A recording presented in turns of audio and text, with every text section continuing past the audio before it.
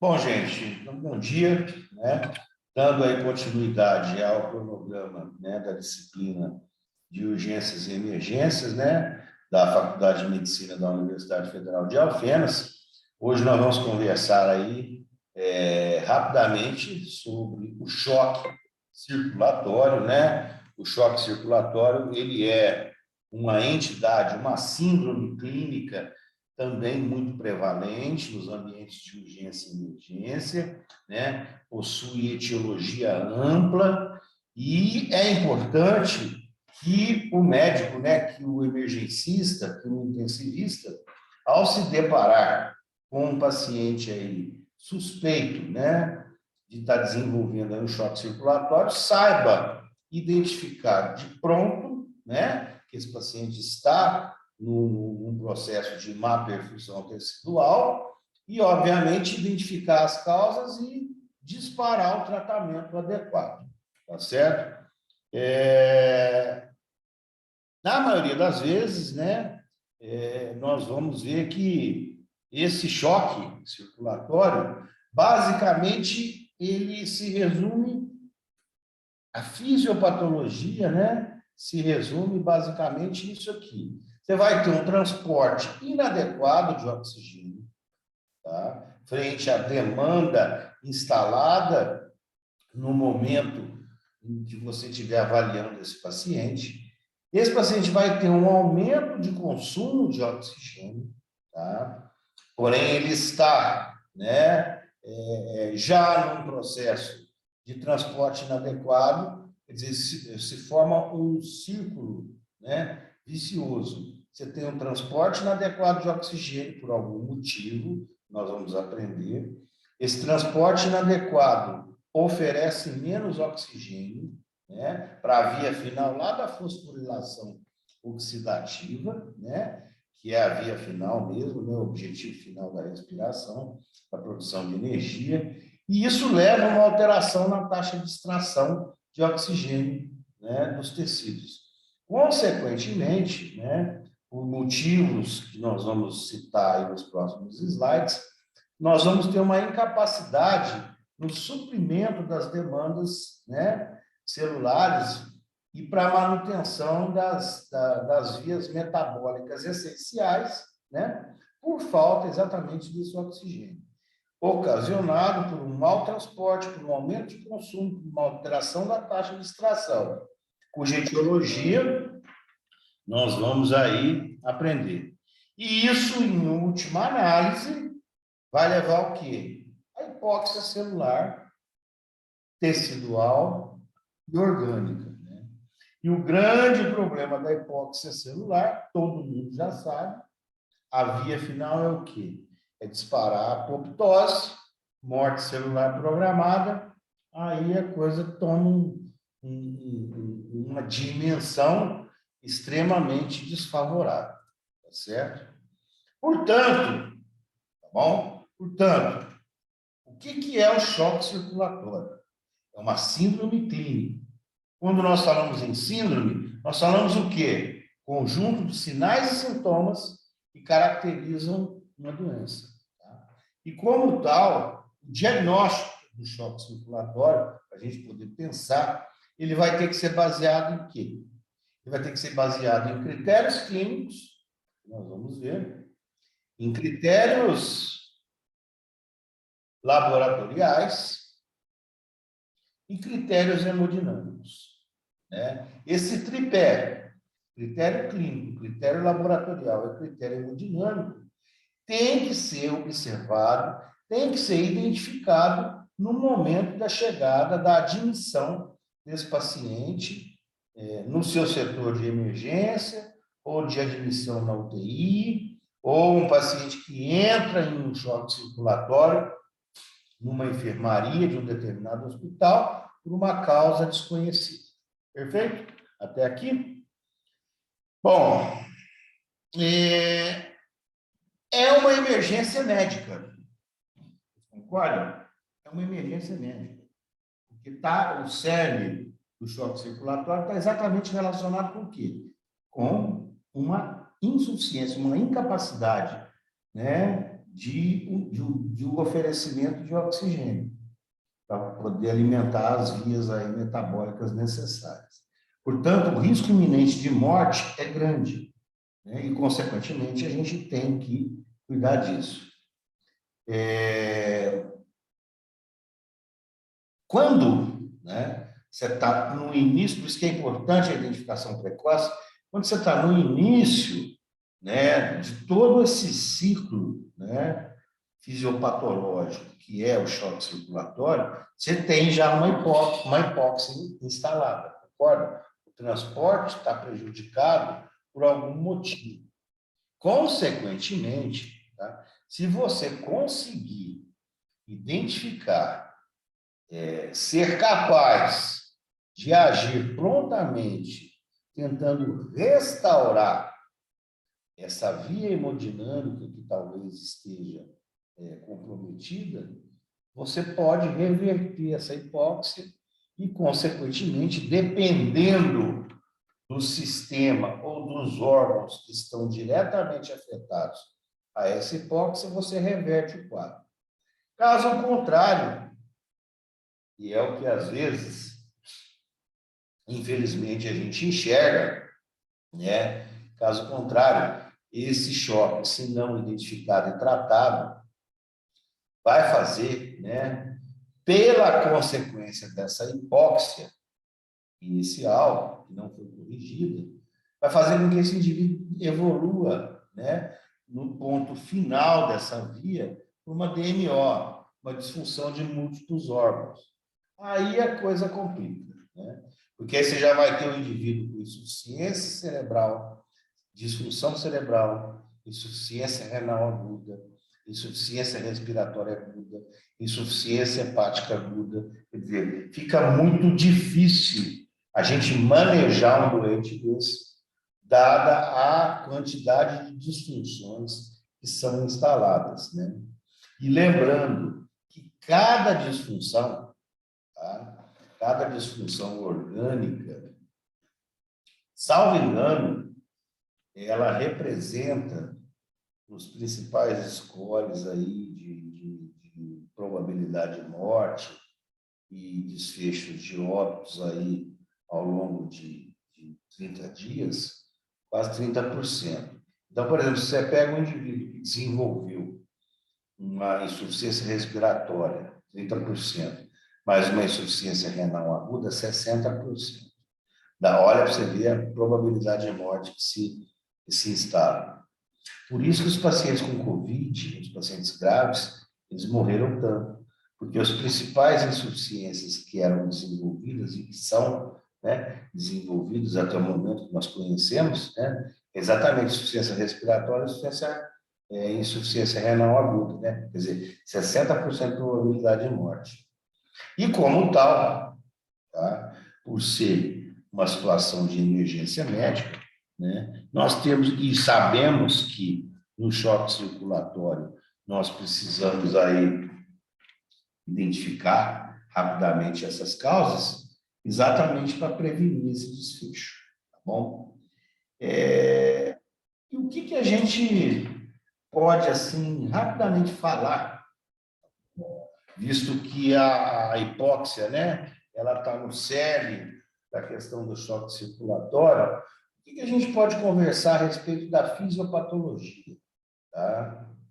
A fisiopatologia do choque circulatório, ela vai estar alicerçada principalmente na difusão de oxigênio ao sangue. Lembrem lá da aula de insuficiência respiratória aguda, a questão da difusão, do VQ, do shunt, tá certo? Que vocês estudaram, por isso que eu fiz questão de dar insuficiência respiratória aguda e agora a questão do choque circulatório. Eles estão intimamente ligados, né? Então, alterações na difusão de oxigênio ao sangue. Outra alteração importante na fisiopatologia do choque circulatório está relacionado com a ligação de oxigênio à hemoglobina, tá? Então, ele não difunde adequadamente, ele não se liga adequadamente, e o DO2, que é o transporte. O transporte ele vai estar completamente prejudicado, ou quase todo prejudicado, E, por último, dentre toda a fisiopatologia do choque circulatório, a difusão de oxigênio mitocôndrio. Então, uma vez que vocês identifiquem um paciente em uma situação de choque circulatório, pensem, tá, em trabalhar para reverter esses 4 problemas aqui. Esse slide é muito importante, tá? Pensem em reverter esses 4 problemas. O que eu posso fazer para melhorar a difusão de oxigênio? O que eu posso fazer para melhorar a ligação de oxigênio e hemoglobina? O que eu posso fazer para melhorar o transporte de oxigênio? E o que eu posso melhorar para fortalecer e incrementar a difusão de oxigênio em mitocôndria, para a via final da fosforilação, tá? Então, dentro da questão da fisiopatologia, né, o que eu quero que vocês guardem é exatamente isso. Relacionado, tá? Relacionado aí à difusão de oxigênio ao sangue, o que está intimamente relacionado à difusão que vai ser prejudicado durante o período do choque circulatório. A troca gasosa ideal, que é o volume de ar que entra no alvéolo próximo ao sangue, ao volume de sangue, vai estar prejudicado. Tá? A relação ventilação-perfusão, o índice VQ, que nós estudamos em insuficiência respiratória aguda, ele vai estar alterado. Tá? E nós sabemos, né, que num pulmão normal, para que você tenha, né, aqui a gente, né, nós todos aqui, uma saturação maior que 94%, frente, tá certo, a uma fração inspirada de 21% de oxigênio, tá? Essa relação, esse índice de ventilação-perfusão, ele tem, num pulmão normal, ele tem que estar abaixo de 1, tá certo? E o que não vai acontecer, né? Essa relação vai acabar subindo, tá certo? Pela incapacidade, né, do oferecimento do oxigênio, ele vai esse shunt, né? Essa alteração VQ, ela vai alterar, né? Ela vai se tornar alterada, que por vezes você vai ter alvéolos famintos de oxigênio, porém a circulação, né, o transporte, o oferecimento de oxigênio vai estar diminuindo. Esse é um aspecto. Um outro aspecto também relacionado à fisiopatologia e que cai muito mais na questão da ligação do oxigênio à hemoglobina é exatamente isso aqui, a afinidade. Durante o choque circulatório, tá? Nós vamos ter alterações metabólicas, alterações do equilíbrio ácido-básico, tá? Alterações aí corporais relacionadas à temperatura, que vão alterar exatamente essa ligação, essa afinidade, né, de ligação da hemoglobina ao oxigênio. E o que acontece? Normalmente, como nós vamos ver no quadro clínico, esses pacientes, eles chegam, às vezes, né, por vezes eles chegam hipotérmicos, eles chegam acidóticos, eles chegam aí hipercápnicos, né? E dependendo da situação em que eles chegarem, nós vamos ou ter um aumento da afinidade da ligação de oxigênio para a hemoglobina ou uma diminuição. E o que nós precisamos lembrar, o que nós precisamos reverter, tá? De forma que a gente mantenha, tá bom?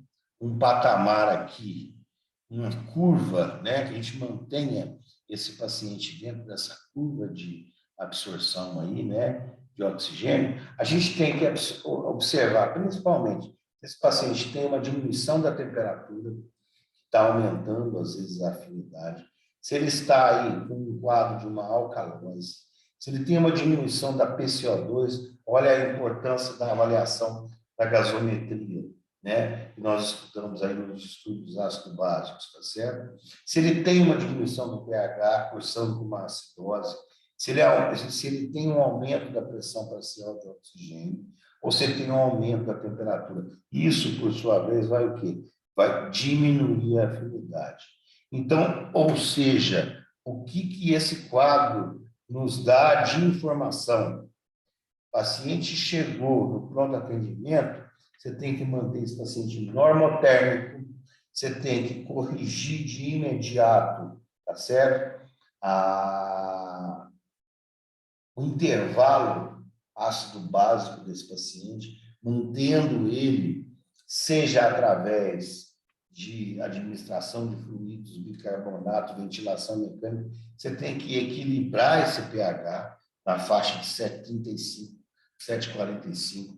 Esse paciente tem que manter a sua temperatura corpórea de 36,5 a 37, tá certo? Não deve hiperventilar demais ou hipoventilar, exatamente para não alterar as concentrações de gás carbônico. Fazendo isso, nós vamos ter uma ligação de oxigênio favorável até que nós venhamos a resolver, melhor dizendo, a questão do transporte desse oxigênio, que vai estar prejudicado pelo choque, tá? E dessa maneira a gente mantém esse paciente dentro da curva de ligação adequada. Bom, um outro aspecto, né, relacionado à fisiopatologia, tá certo? É o transporte, é o DO2, tá? D de dar, né, de transporte. O DO2 é o quê? Ele é expresso, tá? Equacionalmente pelo conteúdo arterial de oxigênio vezes o índice cardíaco. Do que é composto o conteúdo arterial de oxigênio? Conteúdo de O2 presente na hemoglobina, tá? Expresso pela hemoglobina vezes uma constante de 1,34, vezes a saturação de oxigênio, mais o O2 dissolvido, que vai ser o quê? A pressão parcial de oxigênio que nós encontramos na gasometria, vezes uma constante que é 0,031. Bom, isso tudo tem que ser multiplicado pelo índice cardíaco. O índice cardíaco, por sua vez, ele é composto pela frequência cardíaca vezes o volume sistólico, tá? E nós sabemos que o volume sistólico, lembrando lá na fisiologia, ele é composto pela pré-carga, ou seja, pelo retorno venoso, pela pós-carga, ou seja, pelo volume de injetado sistólico final, e mais a força de contração.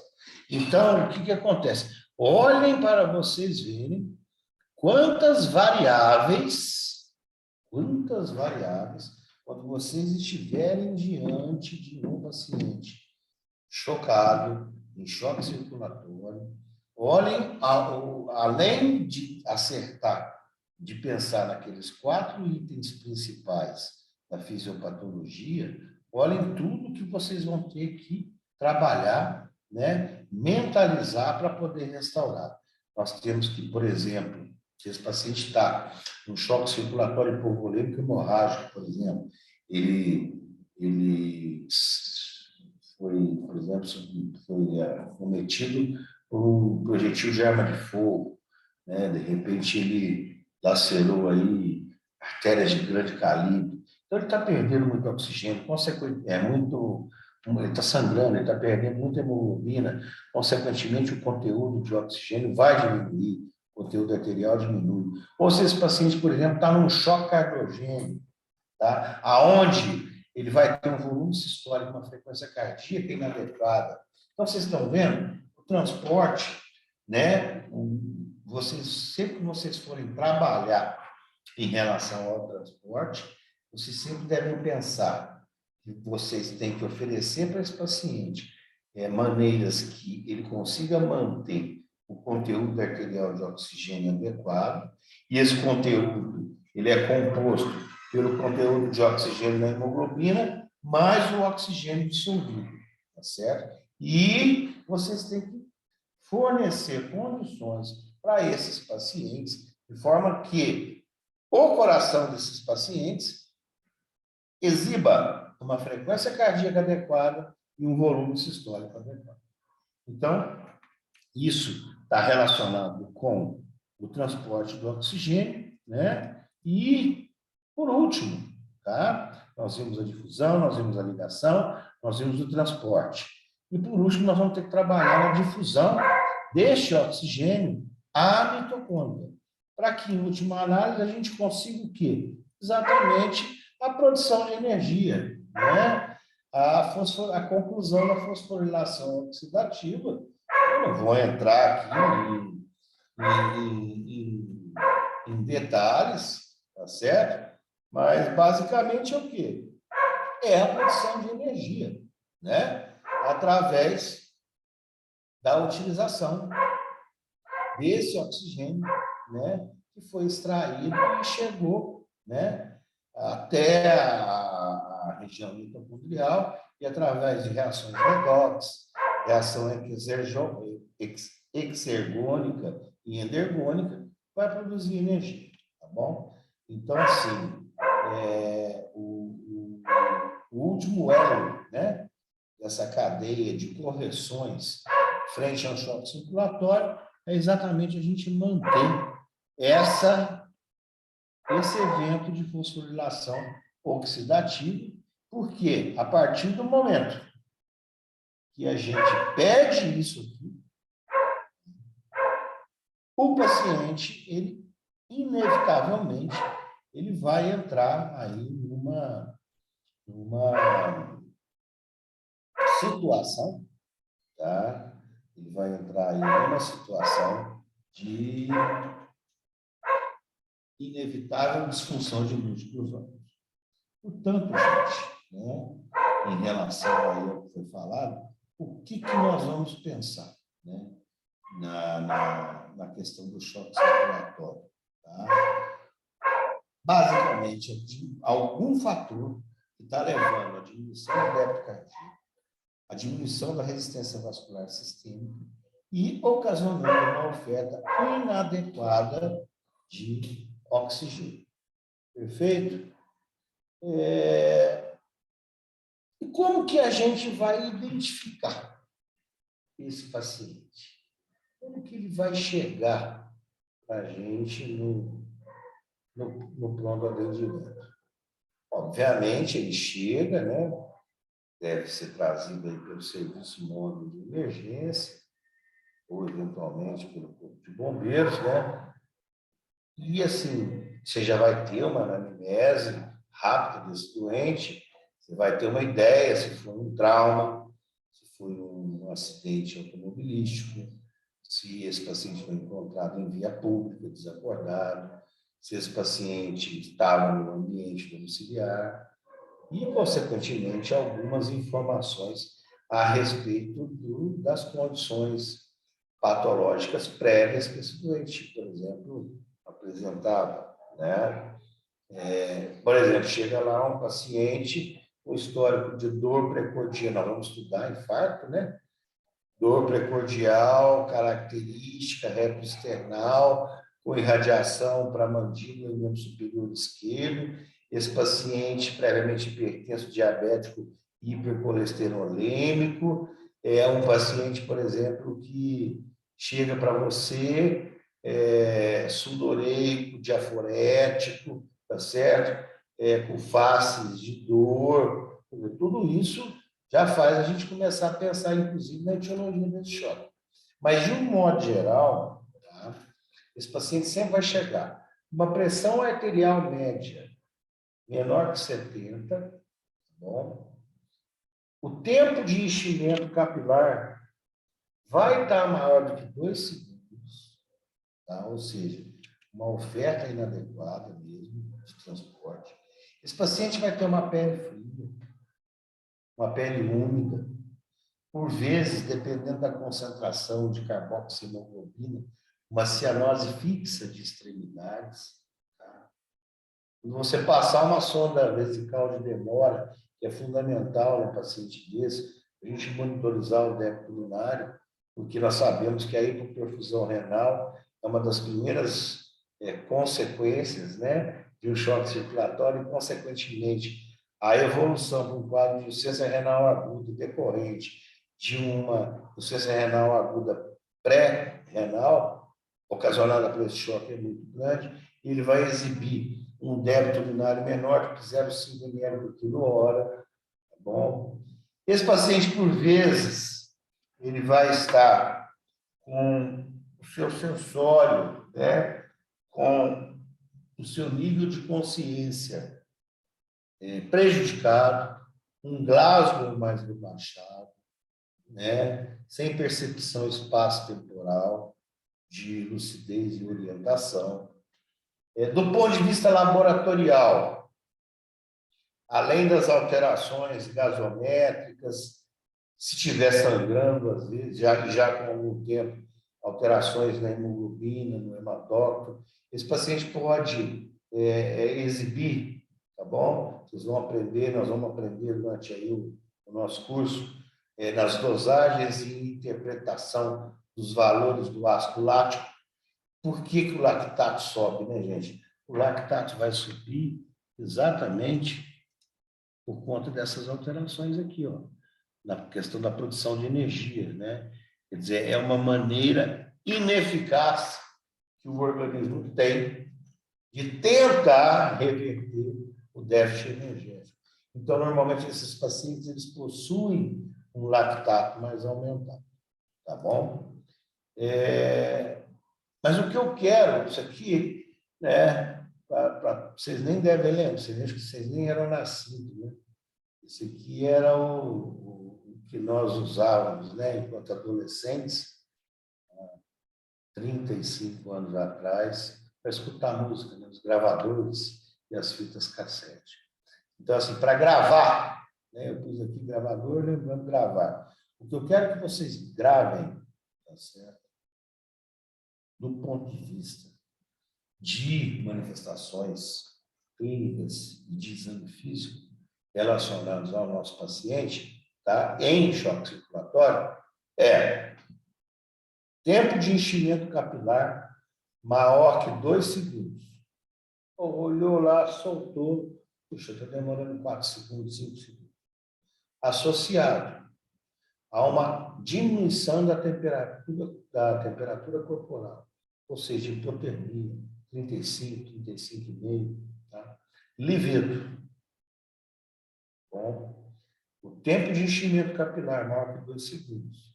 O seu paciente, você está atendendo agora, associado a uma diminuição da temperatura corporal e livedo, principalmente na altura dos joelhos, certo? Prediz, com 12% de sensibilidade e com 98% de especificidade, que esse paciente está num quadro de baixo índice cardíaco decorrente de algum fator que tenha levado ele a desenvolver o choque circulatório. Tá bom? Então, grave. Tempo de enchimento capilar maior que 2 segundos, associado à diminuição da temperatura corporal com livedo, principalmente a altura de joelho, vai predizer com 89% de especificidade que esse paciente encontra-se numa situação de baixo índice cardíaco, consequentemente, este, por sua vez, decorrente de alguma etiologia que levou esse paciente a um choque circulatório. Tudo bem até aqui? Alguma pergunta? Bom, aí nós vamos falar, então, nós vimos a questão da fisiopatologia. Eu quis demorar um pouquinho mais na fisiopatologia, porque ela é importante. Se nós médicos, isso, gente, inclusive é uma coisa que assim, eu quero colocar para vocês. Tá? A gente está aí, né? Estou aqui com vocês, ensinando, tem uma outra faculdade que eu também estou ajudando a ensinar, sou preceptor de residência médica, né, de clínica, de terapia intensiva. Olha, o que eu noto, né, do pessoal, independentemente de onde se formou, assim, o conhecimento, a fisiopatologia das doenças, ele vem gradativamente diminuindo, entendeu? E isso é muito ruim.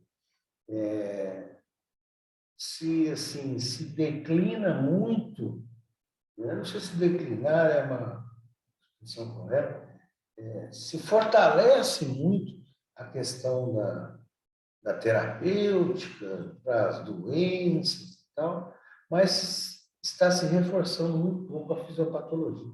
E se você souber a fisiopatologia, você não fica em saia justa frente a qualquer tipo de doença, tá certo? Pelo menos as mais comuns. Então é importante, viu, essa questão da fisiopatologia para a maioria das doenças, que vocês sempre tenham, pelo menos o conceito, a fisiopatologia básica de determinada patologia que vocês vão tratar. Bom, então, quais são os tipos de choque circulatório que nós temos? Choque hipovolêmico, choque cardiogênico, choque obstrutivo e choque distributivo. Tá bom? Por isso que eu falei que, assim, eu vou citar, né? Não vou entrar especificamente em cada um desses, porque cada qual exibe, tem patologias importantes, nós temos que discutir em separado. Tá bom? Por exemplo, o choque hipovolêmico, ele pode ser traumático ou atraumático. O choque cardiogênico, por exemplo, pode ser decorrente de infarto agudo do miocárdio, importante. Tá? O choque obstrutivo, por exemplo, ele pode ter como etiologia pneumotórax ou um tromboembolismo pulmonar. O choque distributivo, por exemplo, ele pode ter como componente desencadeante um choque séptico, uma crise addisoniana, né? Seria insuficiência adrenal aguda, tá bom? Ele pode ter aí uma anafilaxia, né? Enfim, são várias as etiologias para cada um desses choques, mas o que eu quero que vocês guardem, né? A classificação geral, hipovolêmico, cardiogênico, obstrutivo e distributivo, de uma maneira generalista. Depois nós vamos falando de cada uma das principais patologias que levam a esses choques. Tá certo? O choque hipovolêmico. De que maneira o choque hipovolêmico ele vai dar todas essas manifestações relacionadas aí à afinidade, transporte, produção de energia, enfim, nós vimos aí relacionados ao choque. Basicamente, diminuição da pré-carga do retorno venoso, seja por uma perda hemorrágica ou não hemorrágica, tá? Que leva o quê? A uma diminuição do débito cardíaco, que, em última análise, vai comprometer o quê? O transporte do oxigênio, tá? Nós sabemos aí um exemplo de choque hemorrágico, um politraumatizado, por exemplo, um paciente que chega no PA, vítima de uma colisão, moto versus carro, aonde ele chega, você faz ali o FAST, faz o ultrassom à beira de leite, você vê uma grande quantidade de líquido na cavidade, provavelmente com ruptura de rim e baço. Tá? Esse seria um choque hemorrágico. O choque não hemorrágico, por exemplo, que leva a um choque hipovolêmico. Exemplo comum, um vozinho já tem um limiar de equilíbrio fisiológico tênue, né? Decorrer da própria idade, ou um recém-nascido, os extremos de idade, né? E desenvolveu aí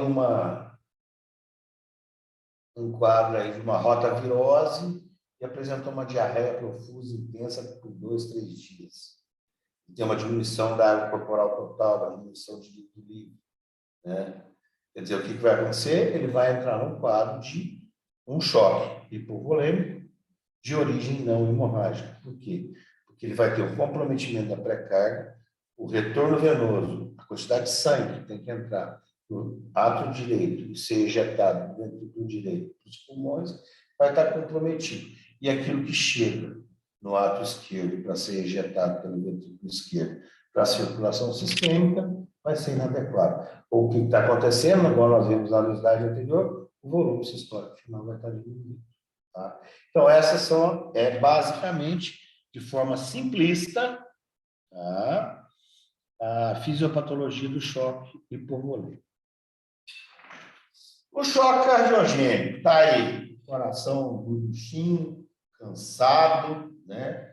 Aquele coração do paciente que tem uma doença de Chagas, aquele coração daquele paciente que tem uma insuficiência cardíaca descompensada, aquele paciente que apresentou um quadro de uma insuficiência coronariana aguda que evoluiu, um infarto agudo do miocárdio, com um território amplo, pegando grande parte do ventrículo esquerdo, por exemplo, certo? Aquele paciente que, porventura, tem uma degeneração valvar, né? E que acaba apresentando uma ruptura de cordoalhas ou dos músculos papilares, ou seja, tudo aquilo que diretamente, né, ocasiona uma alteração estrutural no coração que diminui de forma notória, de forma importante, o débito cardíaco desse paciente. Consequentemente, nós vamos ter o quê? Um volume ejetado, um volume sistólico final inadequado para perfazer as demandas metabólicas necessárias desse paciente. Tá? Do ponto de vista clínico, o choque cardiogênico, portanto, ele é caracterizado por persistente, maior que 30 minutos, e marcada hipotensão, com uma sistólica menor de 90 milímetros de mercúrio, ou uma queda da PAM de 30 milímetros, tá? Que vai levar a uma hipoperfusão tecidual induzida por falência miocárdica, que eu estava acabando de explicar, né? Após a correção da pré-carga. Tá? Por que isso é importante? Porque prestem bem atenção nisso, tá? Por quê? O choque cardiogênico, ele é muito semelhante ao choque hipovolêmico. Tá?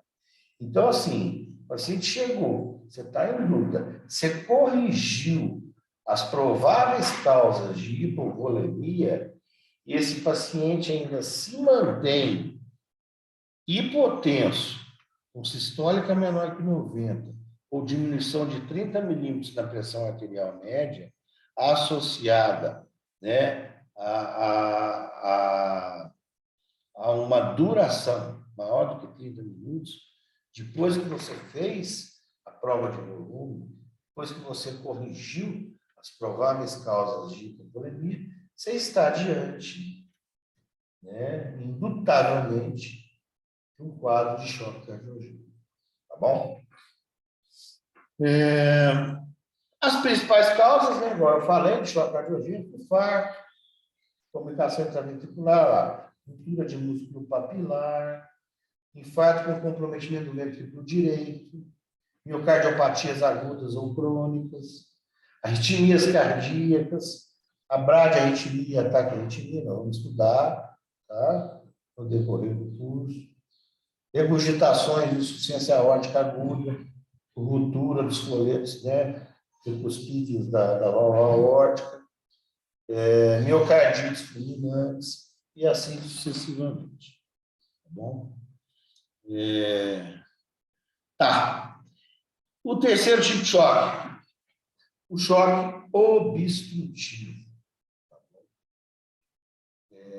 O choque obstrutivo. Se vocês forem parar para pensar, só reforçando lá, acho que foi a primeira aula, né? Basicamente, gente, os choques estão incluídos na AESP, na atividade elétrica sem pulso. Estão lembrados? Hipovolemia, tamponamento cardíaco, tromboembolismo pulmonar, né? O choque obstrutivo, o que acontece? Tá? Você tem aí causas extracardíacas, tá? Patológicas, né?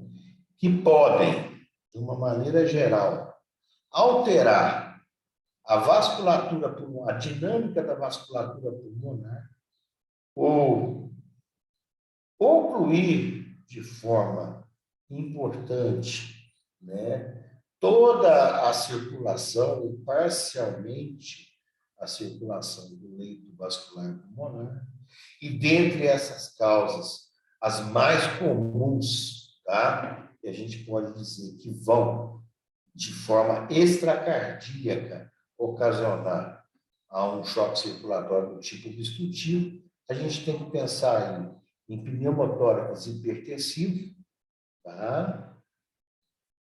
Ou, principalmente, no tromboembolismo venoso, levando ao tromboembolismo pulmonar. Ambos vão levar o quê?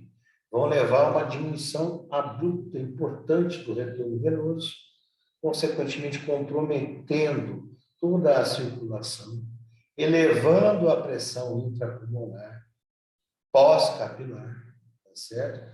Fazendo com que não ocorra uma difusão adequada de oxigênio pelo transporte que deveria existir, né? Fisiológico dentro desse pulmão. Isso aí vai caracterizar o choque obstrutivo, tá bom? Esse choque obstrutivo, então, vai ter, nós vamos estudar também, tá? Com maiores detalhes e a maneira de se tratar especificamente essas patologias, tá? O tromboembolismo pulmonar, o pneumotórax hipertensivo, tá bom? Obviamente, existem outras causas, mas a gente tem que lembrar, né, que a nossa disciplina é emergência, urgências e emergências, né? Nós estamos nos baseando aí mais no nosso ambiente aí de pronto-socorro e de UTI. Por último, nós vamos ter o choque distributivo. São situações patológicas que levam principalmente a dois fatores: uma vasodilatação periférica acentuada, tá certo? E uma importante queda da resistência vascular periférica. Então, tudo aquilo que vasodilata, olha para você ver, a partir do momento que você tem uma vasodilatação periférica acentuada, você concorda comigo? Você vai ter um aumento do continente, que é formado por veias e artérias e capilares, com aquilo vasodilata. Você aumenta o continente. Quando você aumenta o continente, associado a isso, você tem uma importante queda na resistência vascular periférica. Ou seja, você potencializa ainda mais a necessidade de uma grande quantidade de fluidos, né, para poder manter esse continente repleto. E, obviamente, favorecer a bomba lá em cima. Isso caracteriza o choque distributivo. E aí, o choque distributivo, ele é subdividido, tá, em subtipos. O séptico, sem dúvida nenhuma, um dos mais importantes, que nós vamos ter uma aula específica só sobre o choque séptico. O choque neurogênico, principalmente decorrente de lesões traumáticas, né, onde existe um trauma raquimedular alto. O anafilático, né, a anafilaxia medicamentosa por insetos, picada de aranha, abelha, enfim, dispara a cascata aí alérgica. Tá? Aquele choque distributivo, né, vasoplégico, principalmente decorrente de intoxicação por cianeto. Vocês lembram lá em E1, gases, intoxicação por cianeto, cujo antídoto é o azul de metileno? Então, está aí. Tá? E a crise addisoniana aguda, que é uma consequência, tá, gente? Ou de um choque séptico, pelo consumo excessivo de corticoide, como nós vamos aprender, ou é aquele paciente, por exemplo, usuário crônico de corticoide, que abruptamente para de tomar. Ele entra num quadro de uma insuficiência adrenal aguda ou uma crise addisoniana. Portanto, esses são, né, os tipos de choque que nós vamos estudar, exemplificando com patologias mais prevalentes no decorrer aí do nosso curso. Bom, de um modo geral, para você recepcionar, né, está terminando já a aula, de um modo geral, para você recepcionar esses pacientes, você tem que estar numa sala de emergência equipada, o nosso velho e bom amigo novo, monitor oxigênio em veia, você vai ter que tentar fazer a identificação precoce da causa, você viu que as etiologias são grandes, né? Fazer o tratamento adequado da essência do choque, igual eu falei, levando-se em consideração a questão fisiopatológica, oferecer suporte hemodinâmico e ventilatório, tá bom? E isso nós vamos estudar para cada patologia depois, como que a gente oferece suporte hemodinâmico, como a gente oferece suporte ventilatório, tá? As medidas iniciais, né, que a gente sempre fala, 2 acessos venosos, periféricos, anticubitais, calibrosos, 14, 16, para poder sair fluido aí à vontade. A oxigenoterapia de forma não invasiva, né, através de máscara ou catéter, se necessário, pressão invasiva, tá? Para a gente sempre poder manter uma saturação, né, arterial acima de 94, que corresponde a uma PaO2 lá da gasometria acima de 70 milímetros. E manter, né, uma PAM, uma pressão arterial média, acima de 65 milímetros. E sempre que possível, sempre que se as condições assim permitirem, obter uma linha arterial desse paciente, você fazer uma pressão intra-arterial invasiva. Você realmente ter, de forma bem fidedigna, o valor dessa pressão arterial. Se esse paciente que você está acolhendo tiver uma hipoxemia ou uma hipercapnia grave ou severa, ventilação mecânica indicada, né? Se esse paciente chega com rebaixamento do nível de consciência, com um Glasgow igual ou menor a 8, tá bom? Lembre lá do Glasgow, melhor resposta ocular, melhor resposta motora, melhor resposta verbal, associado agora à questão dos reflexos oculares, tá? Se você for entubar esse paciente, né? Se você for colocar esse paciente em ventilação mecânica, dê preferência à sequência rápida de intubação, que nós vamos aprender, tá certo? Utilizando para isso drogas necessárias, né? Analgésicos, hipnóticos e bloqueadores neuromusculares que não causem tanta hipotensão, porque, invariavelmente, quando nós colocamos o paciente na ventilação mecânica, aqui o aparelho, tá certo? Como você troca as pressões negativas e positivas intratorácicas, se esse paciente tiver hipovolêmico ou apresentar hipotensão após a intubação, provavelmente esse paciente está em hipovolemia grave. Então, assim, antes de você intubar esse doente, restaurar, né, ou concomitante a isso, restaurar a hemodinâmica dele, tá certo? Uma maneira de você saber se ele tem uma hipovolemia severa e se o mecanismo do choque circulatório permitir, você pode fazer aí o leg rising, né, que é um exame de elevação passiva dos membros, tá certo? Normalmente você avalia a pressão arterial e a frequência cardíaca desse paciente num decúbito dorsal em 45 graus, tá certo? Depois você eleva passivamente os 2 membros desse paciente em 45 graus por 1 minuto. Se você observar uma diminuição em torno de 20 a 30% da frequência cardíaca quando o paciente está na posição basal, tá? Ou se a pressão arterial desse paciente sobe, né? 10 milímetros aí, 15 milímetros a média, né? Em torno de 10 milímetros a média. Se sobe depois que nós fazemos a posição de elevação dos membros, certo? Significa o quê? Que esse paciente está hipovolêmico, que ele responde a volume. Por quê, gente? Nós temos aqui na perna, nas pernas, nos pés, perna e coxa, em torno de 300 ml de sangue. Então, quando nós elevamos, fazemos o teste da elevação passiva dos membros, nós jogamos todo esse sangue que está aqui embaixo para o coração, melhorando o retorno venoso desse doente.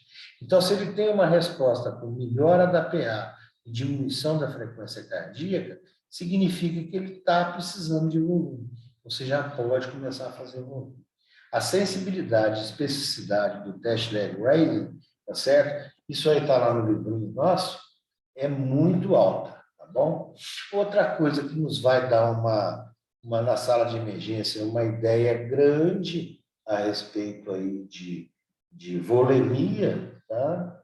Mas às vezes não são em todos os pacientes que dá para fazer, e às vezes o hospital não tem ultrassom na sala de emergência, é o ultrassom, né? É o point of care, a beira de leito, onde você vai observar a veia cava, a colapsividade da veia cava. Se esse paciente, se ele tem uma veia cava engurgitada, que não deprime, né, ao ultrassom durante a inspiração, significa que ele já está com a volemia adequada. Se existe um colapamento importante da veia cava, principalmente durante a inspiração, significa que cabe volume, tá? Mas isso são detalhes que nós vamos aprendendo aí ao longo das patologias. Aqui é só um exemplo, né? Quando a gente fala em correção volêmica, nós vamos trabalhar principalmente com cristalóides, lembrando que a nossa opção para correção da volemia sempre, tá? Invariavelmente, nós vamos usar sempre aí o Ringer lactato, tá bom? Por que o Ringer lactato?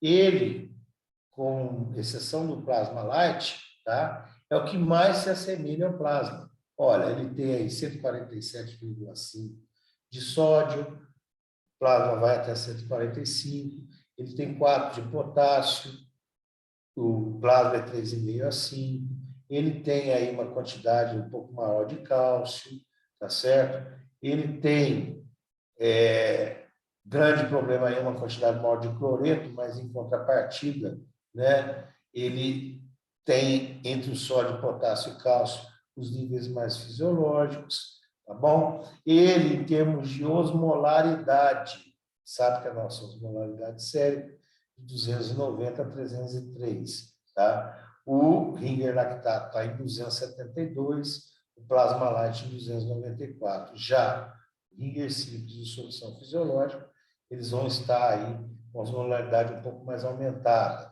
tá bom? E o pH do Ringer lactato entre 6 a 7,5, tá certo? E vai se encontrar dentro do pH fisiológico, tá bom? Se for necessário, às vezes, a infusão de soluções hipertônicas, nós sempre vamos dar preferência à solução de NaCl a 10%, tá bom? NaCl a 10%, não. Nós sempre vamos fazer, nós temos opção de criar soluções de NaCl a 7,5%, 10% ou a 20%. Isso aqui que a gente denomina no dia a dia aí dos pronto-socorros de salgadão, tá? Quando a gente estiver falando aí sobre a terapia vasopressora no choque circulatório traumático, hipovolêmico traumático, hemorrágico, eu vou explicar para vocês como que isso pode acontecer. O sangue, né? Sangue, o coloide, tá? Como que a gente normalmente dá?